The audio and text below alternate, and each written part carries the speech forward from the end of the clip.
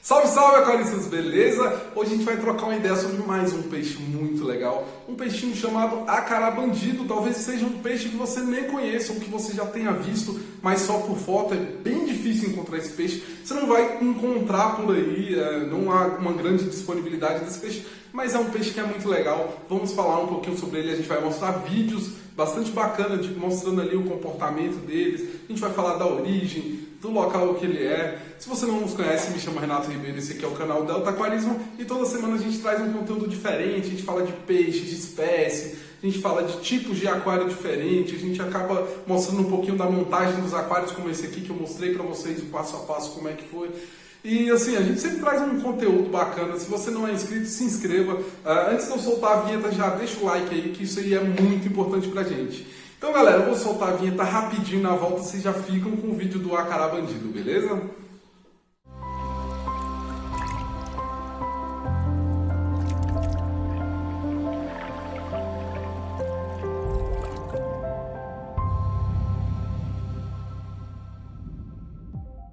Vamos falar dele então, né? O acará bandido. Na verdade, se você pesquisar na internet por acará bandido, o interessante é que você pesquise pelo nome científico, porque normalmente o que está descrito como acará bandido é o Guianacara geave, sendo que Guianacara é o gênero, né?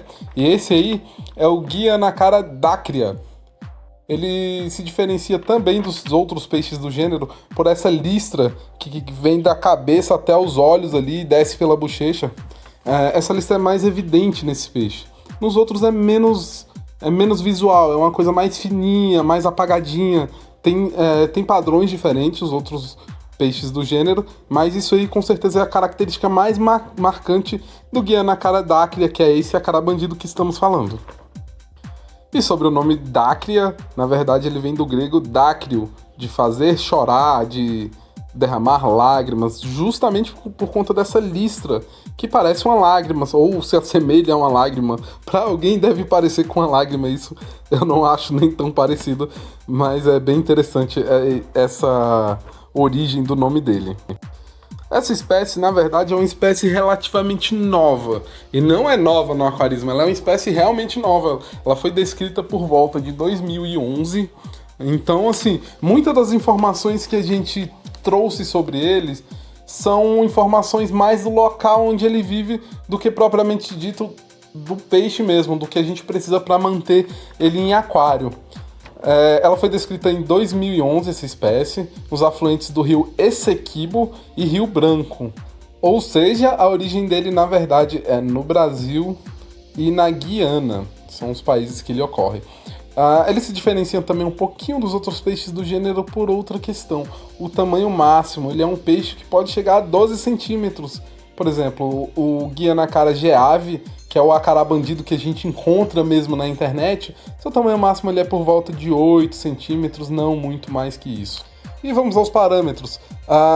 O pH varia ali de 6,6 a 7,4 no ambiente natural dele, onde ele vive, mas descrito como ideal por volta de 6,8, levemente ácido, é o pH que ele prefere, assim, né? A temperatura vai de 24 a 28 graus, uma temperatura bem amena, não vai te trazer dificuldades na hora de decidir ali por uma fauna, porque a grande maioria desses peixes vivem nessa faixa aí de 24 a 28, sendo que eu considero ideal ali para ele, por volta de 26 graus já tá bem legal, daí para cima. Mantém temperatura mais baixa, pra gente que é aquarista a gente sabe que é bem mais complicado. Ele é geralmente encontrado em riachos de águas claras e fluxo lento. Na verdade, ele pode ser encontrado em águas escuras também. A ótima oxigenação é um fator que sempre há nos locais onde ele vive. Substrato arenoso e a presença de grandes rochas são outras características dos locais. Quanto às rochas, foi observado uma grande quantidade de peixes jovens, juvenis mesmo, peixes menores, ali por volta das rochas, nos cantinhos, né? Então, assim, o provável é que na natureza eles vivam em grandes quantidades, assim, até com uma certa tolerância uns com os outros. Esses peixinhos aí estão por volta de 7 centímetros, não estão muito grandes. Imagina-se que eles sejam jovens e que vão crescer um pouquinho mais ainda. A coloração deles cara, é o que mais chama a atenção. Além de que tem um padrão, assim, muito parecido com peixes mais selvagens, ele lembra ali um pouquinho geofagos. Quando eu postei no Instagram esse peixe, muita gente comparou ele ali com microgeofagos, né, na verdade com papilocromes, acharam muito parecido tanto no formato, assim, do corpo, quanto no comportamento. Na verdade, nesse aquário aí, eles até espantam os papilocromes, olha aí eles na hora da alimentação. Eles até espantam os papilocromes, então, assim, um peixinho bem tranquilinho, apesar de ser um pouquinho maior que os papilocromes, não são agressivos. É só aquele hábito mesmo de espantar, de empurrar o peixe um pouco mais para longe, tirar ali do seu território.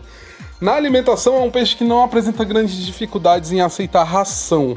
Ele, no seu ambiente natural, é onívoro, pode se alimentar de pequenos insetos, larvas e tudo mais, e é recomendado também, assim como os outros peixes do gênero, é sempre recomendado que se dê alimento vivo, que se ofereça bastante proteína animal e não apenas o alimento seco, no caso da ração, né?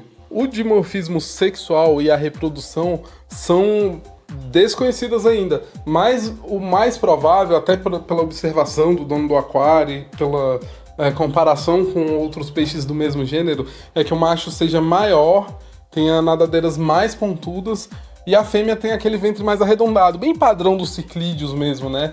E na reprodução também se supõe que deve ser bem parecida à reprodução dos outros peixes do gênero. Peixe muito prolífero, que coloca muitos ovos e que fazem aquela proteção. Assim como os apistogramas, por exemplo, que onde você vai acompanhar muito mais a fêmea defendendo os alevinos, os filhotes, ela poderá até expulsar o macho em algum momento ali após a desova.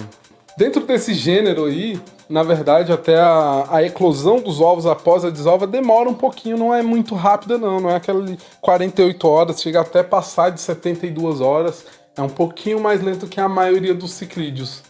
Infelizmente, esse não é um peixe que tem uma disponibilidade em lojas. A gente não vê, a gente não encontra, a gente não acha mesmo. Aqui em Brasília, recentemente, a gente tem passado a ver em algum aquário ou outro, alguém que tenha esse peixe, mas é bem incomum, é bem improvável. E se você pesquisou na internet em algum momento sobre esse peixe, ou viu o nome em algum lugar, achou bonito, provavelmente você caiu no outro peixe do gênero. Como eu disse já, o Guianacara geave, tem outros peixes, geai. Tem outros peixes dentro do gênero também. Então, assim, as fotos que você viu na internet provavelmente são fotos de 4, 5, 6 anos atrás. E por não ser um peixe popular, você provavelmente não vai encontrar fotografia deles por aí pela internet. É bem difícil mesmo achar até informações. Quando a gente vê um peixe desse, que é um peixe bacana, um peixe bonito, chamativo, a primeira coisa que vem à minha cabeça, pessoalmente, é, cara, a gente conhece muito pouco dos peixes que a gente tem. Peixes que poderiam estar disponíveis para o aquarismo. Então, assim, provavelmente ele é ainda muito pouco estudado, é uma espécie recente, né? Ou pelo menos foi descoberta há pouco tempo. Então, assim, cara, eu gostaria muito de ver esse peixe nos nossos aquários, né? Tendo uma disponibilidade. Eu acho que isso seria importante. A gente tem que ter mais variedade, a gente tem que poder criar mais tipos de peixe. Hoje a gente tem uma dificuldade até na legislação, né? Sei que não cabe muito no vídeo esse tipo de assunto, mas assim, a gente conhece muito pouco, a gente precisa de mais, assim, um aquarismo necessita de espécies diferentes, de um estudo maior, uma coisa mais bem organizada para que a gente possa explorar melhor os peixes que temos aqui, que não são poucos, a gente tem uma variedade gigantesca de fauna. Eu costumo falar sempre os melhores peixes do mundo, né? Então, assim, esse peixe aí, cara, chama demais a minha atenção, pelo menos. Eu acho um peixinho bem bacana. E, galera, fazer um agradecimento aqui pro Murilo Leão, vou deixar na descrição o Instagram dele, o nome dele. Muito obrigado pelo vídeo, pelas fotos aí que ele me mandou. E como fonte para produzir esse vídeo aqui, usamos o Cielo BR e a Fishbase. Eu vou deixar na descrição do vídeo os links, tudo certinho, se você quiser dar uma pesquisada, quiser ler um pouquinho mais, bem interessante, beleza? E um agradecimento também a você que ficou aqui até o final do vídeo, acompanhou aí, obrigado. Não deixe de curtir se você gostar, de comentar se algo te incomodou, se você não gostou de alguma coisa no nosso vídeo. A gente quer sempre melhorar, então críticas construtivas são sempre bem-vindas. Nos vemos no próximo vídeo e até mais, beleza?